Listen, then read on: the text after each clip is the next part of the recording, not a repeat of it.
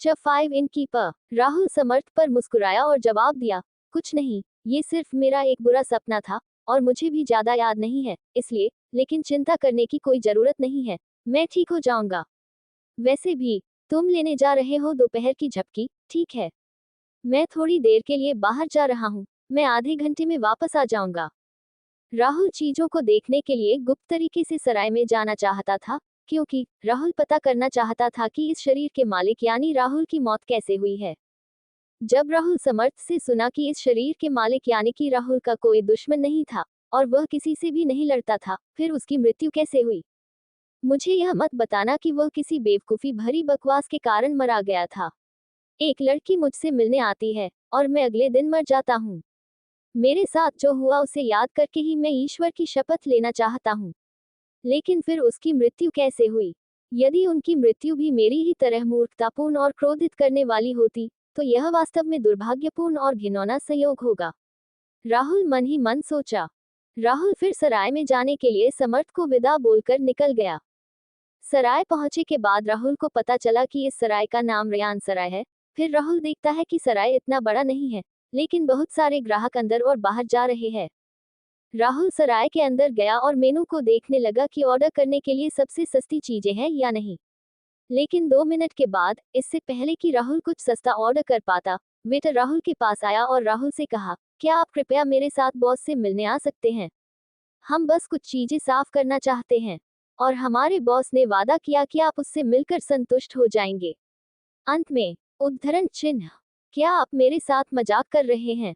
जब मैंने इस समय अपना चेहरा तक नहीं दिखाया तो मुझे पहचाना भी कैसे गया? लानत है। आह, ऐसा लगता है कि मेरे पास इसके साथ जाने के अलावा कोई विकल्प नहीं है। लेकिन वेटर के बोलने का तरीका अजीब लग रहा है। आमतौर पर उन्हें मुझे धमकी देनी चाहिए थी, लेकिन उन्होंने सौम्य और लगभग विनतीपूर्ण तरीके से बात की। मुझे अधिक से अधिक लगता है कि पिछले राहुल की मृत्यु के तरीके में कुछ गड़बड़ है। राहुल मन ही मन सोचा। फिर राहुल आहें भरते हुए खड़ा हो गया और वेटर के पीछा पीछा चलने लगा।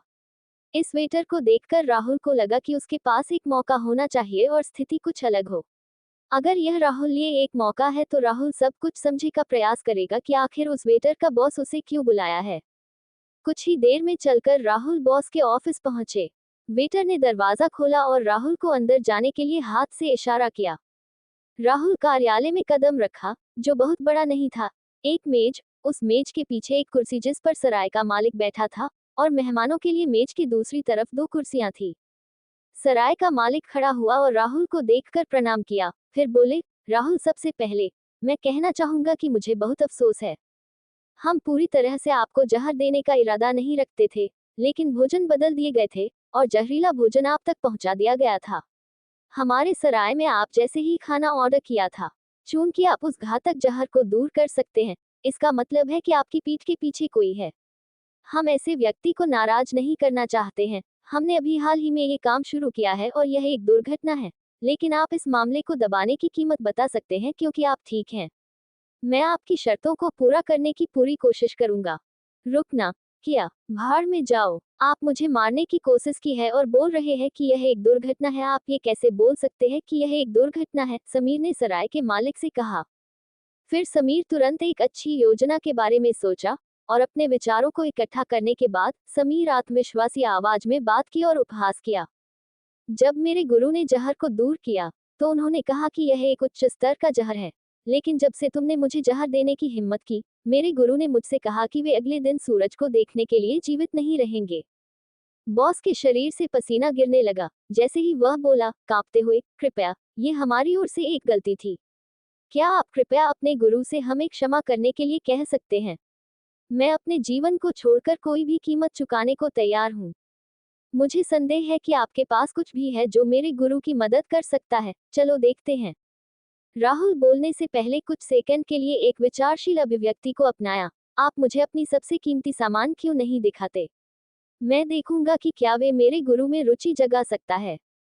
ये सुनकर बॉस बाईं दीवार की ओर भागने से पहले उठ खड़ा हुआ। दीवार के एक हिस्से के खिसकाने से पहले उसने इधर उधर कुछ देखा और एक तिजोरी निकला। बाद में उसने अपनी उंगली पर एक अंगूठी निकाली और उस छेद पर रख दी जो तिजोरी पर था। तिजोरी खोली गई, जिसमें 2 स्क्रॉल और एक थैली दिखाई दे रही थी।